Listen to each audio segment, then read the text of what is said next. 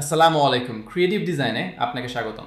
আজকের এই টিউটোরিয়ালে আমি দেখাবো কিভাবে আপনি আপনার ই-কমার্স ওয়েবসাইটের প্রোডাক্টগুলোকে সুন্দরভাবে সাজানোর জন্য ক্যাটাগরি, সাব ক্যাটাগরি এবং চাইল্ড ক্যাটাগরি ম্যানেজ করবেন।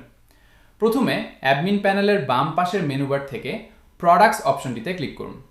এরপর ড্রপ ডাউন থেকে ক্যাটাগরিজ মেনুতে প্রবেশ করুন। এখানে আপনি আপনার ওয়েবসাইটে তৈরি করা সবগুলো ক্যাটাগরির একটি তালিকা দেখতে পাবেন।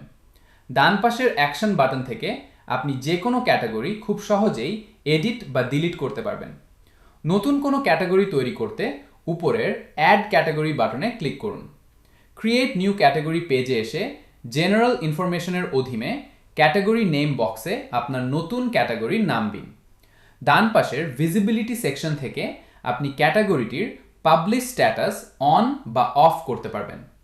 ক্যাটাগরিটি হোম পেজে দেখাতে চাইলে ফ্রন্ট ভিউ অপশনটি চালু করে দিন।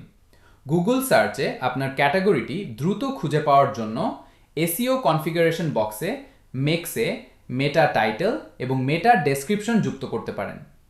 এরপর মিডিয়া সেকশন থেকে ক্যাটাগরির জন্য একটি মেইন ইমেজ এবং একটি আইকন আপলোড করে নিচে থাকা সেভ ক্যাটাগরি বাটনে ক্লিক করলেই আপনার ক্যাটাগরিটি তৈরি হয়ে যাবে।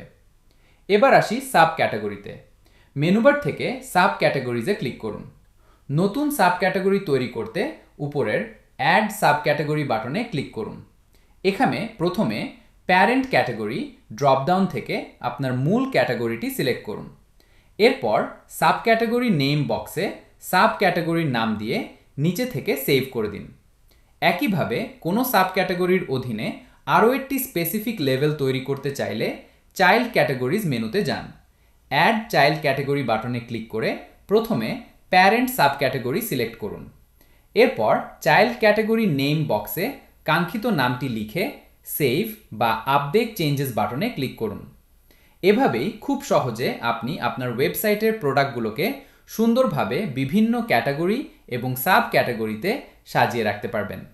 ভিডিওটি ভালো লাগলে একটি লাইক দিন, চ্যানেলটি সাবস্ক্রাইব করুন এবং নতুন নতুন টিউটোরিয়াল পেতে বেল আইকনটি অন করে রাখুন।